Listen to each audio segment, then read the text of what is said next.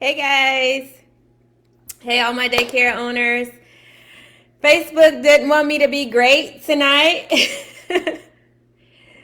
I tried to promptly start at 7 o'clock Central Standard Time, but for some reason, when I got on, Facebook kicked me out. I don't know. Facebook is just ready for the weekend, I guess. All my daycare owners, are you guys out there? Today, we're going to be talking about the differences between a W-2 worker and a 1099 worker. Okay, I don't want you guys to get into a bind in regards to misclassifying your workers that you are bringing on board, that you are hiring for your daycare. So I'm going to wait just a few seconds to let some of you guys chime in, hop on.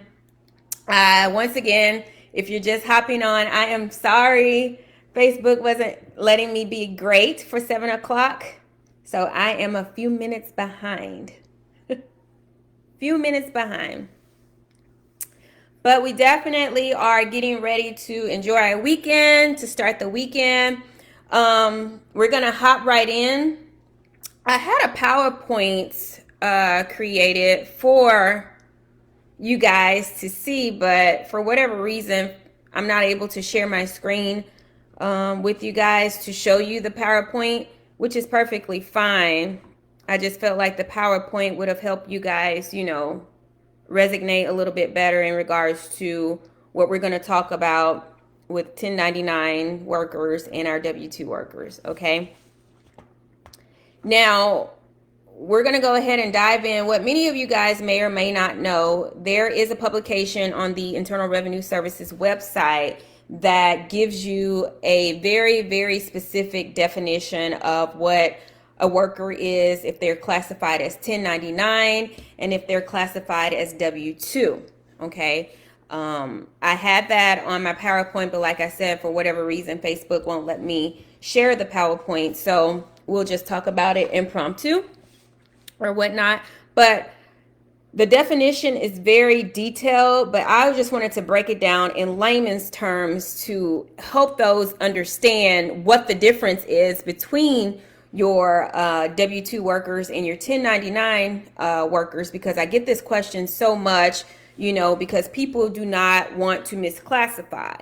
They do not want to misclassify, and I just want to talk about it in regards to how you can stop from misclassifying your workers and, just actually stop before it starts. So the first thing I want to talk about is, before you hire anyone to work in your daycare or whatnot, you should think very hard about whether this person is going to be considered a W-2 worker or whether this person is going to be considered a 1099 worker, or what some people may call an independent contractor. This is before you hire anyone, before you bring on anyone on board to work in your daycare. You need to think about that, okay?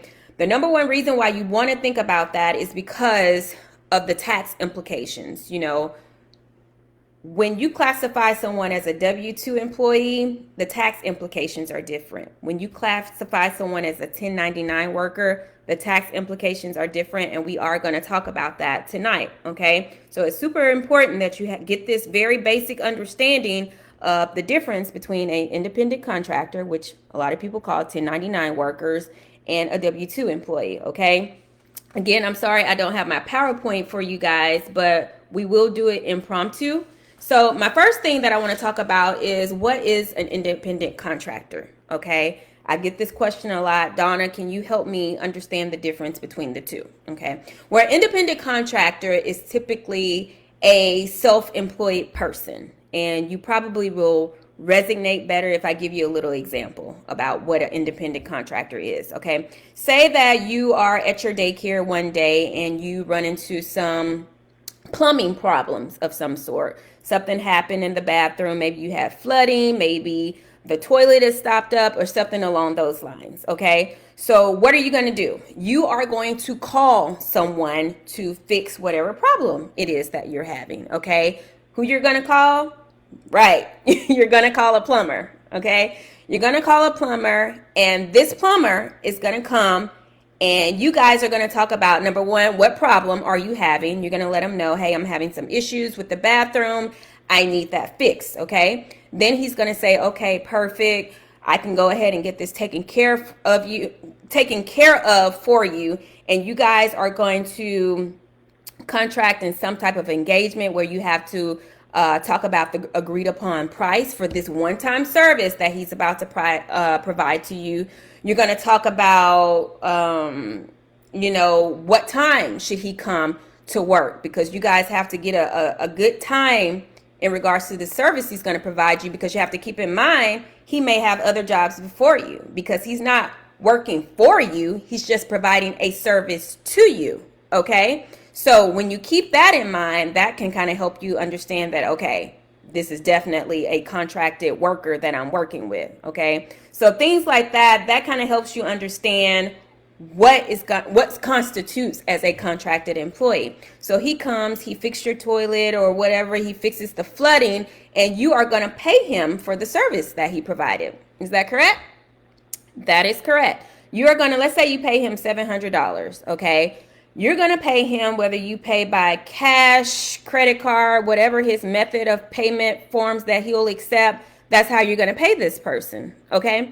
So when you pay him, are you responsible for filing taxes for this particular person, for this worker?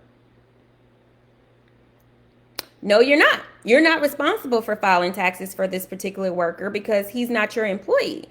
He was somebody that you contracted with, that you had an engagement with, that you had an agreement with to come perform a one-time service for you, to perform plumbing services for you. So you don't have to pay any type of taxes on behalf of this contracted worker. But because you paid him $700 for this service that he provided for you, what form do you think that you do have to give this plumber at the end of the year? A W-2? No, you don't need to give this contracted worker a W-2, but what you will provide for him at the end of the year before January 31st is a 1099, okay? The reason you're gonna, and that's why they're called 1099 independent contractors, because that's the form that you're gonna provide to them, because they have to have proof, they have to file their own taxes. Remember, you're not filing any taxes on their behalf. They have to file their own taxes, and they need this 1099 to co-file their taxes so they can show their income, okay? And you need to provide that 1099 so you can write that off as a business owner as a contractor expense, okay? So it works for both of you guys on both sides. So that will help you in trying to understand, okay, am I actually working with an independent contractor or is it a W-2 employee? Okay, so next we're going to talk about what constitutes a W-2 employee. A W-2 employee is different from an independent contractor. Remember, we stated independent contractors, they pay their own taxes. They're typically doing maybe one or two services for you. They work with several other people. They don't work for you. They provide a service to you. Okay, so let's talk about a W-2 worker. What constitutes a W-2 worker? Okay, a W-2 worker is someone who you have to pay taxes on or for on behalf of. Okay, you'll pay matching payroll taxes, which conclude your FICA, which is Social Security and Medicare. You as the employer are responsible for paying the matching on that. You'll also pay taxes on behalf of your W-2 worker. Okay. So that's how you know you have a W-2 worker. Also, are you providing this worker any type of fringe benefits, such as any health insurance, any dental insurance? Are you providing them with days off, vacation, sick pay, holiday pay, double time, overtime? That's another incentive that you're working with someone who's going to need to be provided a W-2 at the end of the year. Okay, so from those very layman's terms definitions of 1099 independent contractors and W-2 employees, I hope that clears it up a bit as to what you're actually working with, because you're going to need to know. Okay, so let's look at this. What type of forms do you typically file for a W-2 worker? Does anybody know? Yeah, it's self-explanatory. It's a W-2 form. You are to provide your W-2 worker a W-2 form at the end of the year so that he or she can file their income taxes, okay? What form do you provide a 1099 independent contractor?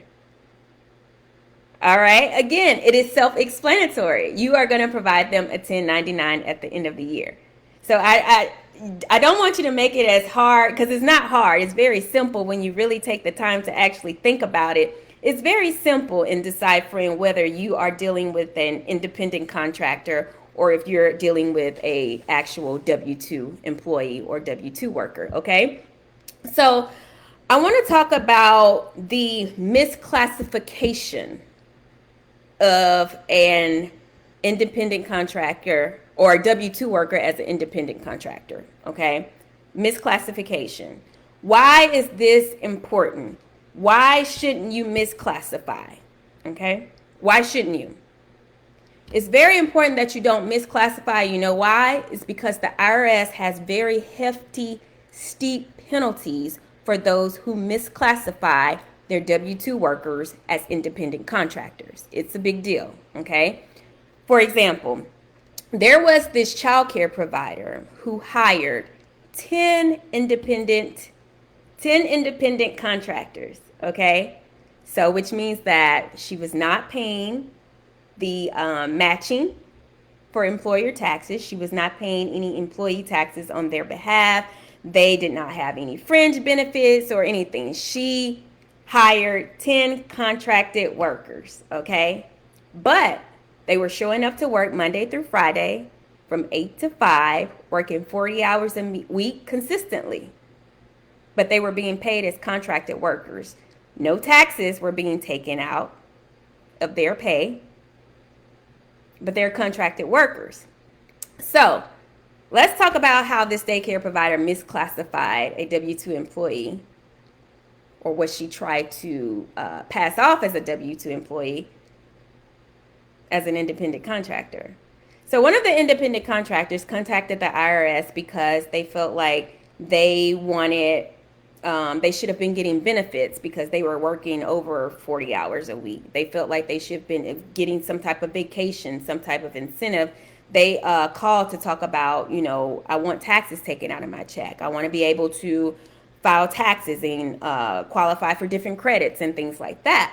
Well, this raised a flag when one of her independent contractors called the Internal Revenue Service and informed one of the representatives of this information.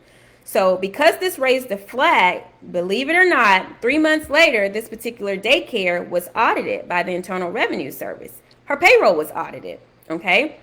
Because the IRS wanted to see, was she correctly classifying her employees, okay? So how does the IRS typically audit in regards to if a owner is classifying their employees correctly? Well, there are 3 things that they did. They looked at the behavior of the situation. Were these particular employees required to report to work in a pattern? Like I said, 5 days a week, 40 plus hours a week? Yes, they were. Was the owner telling these particular employees what they should and should not do, what they were responsible for, what they were not responsible for? Yes. So the IRS looks at the behavior. The IRS also looks at the financial standpoint of these particular employees, okay? Were they getting paid over $600? Okay? How are they getting paid? Were they getting paid under the table? Were they on some type of payroll? No, they were not on a payroll. They were just contracting employees. You was just paying them money, paying them every week, okay? That was another thing that the IRS took into consideration when they were trying to figure out, okay, is this particular business owner misclassifying these workers? Okay, it's things like that. It's so much more than those 2 examples that I just shared for you, but just letting you know that the IRS is on it. When you do get audited for possibly misclassifying, they have all kind of scenarios, all kind of tests, all kind of measures that they'll measure in regards to what is this particular business owner doing to make it seem like she has independent contractors when she actually has W-2 employees. So what's a reason as to why someone would want to misclassify their employees. What do you think this particular daycare owner's reason was for misclassifying employees? Exactly right. She did not want to pay payroll taxes on these employees. Okay? As we know, we spoke about this earlier. If they're independent contractors, the business owner is not responsible for paying taxes on them or paying taxes on their behalf. So that was one of her reasons as to why she wanted to misclassify. She also did not want to pay them any type of vacation, any type of fringe benefits. So she misclassified them. And she purposely, she knew what she was doing, but she thought she was beating the system. But as I stated previously, the IRS did audit her. And after the entire audit, they came to the conclusion that she had misclassified these W-2 employees as independent contractors, okay? So let's talk about the penalties of what can happen to you if you misclassify your workers as independent contractors when they're actually W-2 employees, okay? So let's talk about what happened to her. You know what happened to her?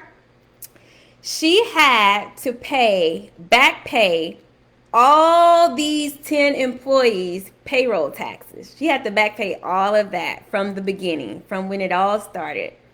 That's one of the hefty penalties that I was speaking about previously. She had to back pay all of that, okay? Guess what else she had to do? She didn't have to offer them any type of benefits, but she had in her policy that if you were a W-2 employee, that you are allotted to vacation, sick time off, paid time off, leaves of absences, and all kind of things. Guess what she had to do based on her policy? Because the IRS, they said that these are W-2 workers. She had to go and pay them back for all of that. Okay, just for misclassifying her workers.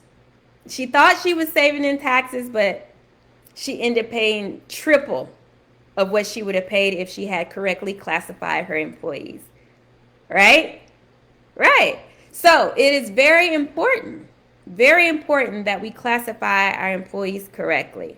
It's very important that we give our employees their entitled tax forms at the end of the year by the tax deadline, which is January 31st, to have these forms out.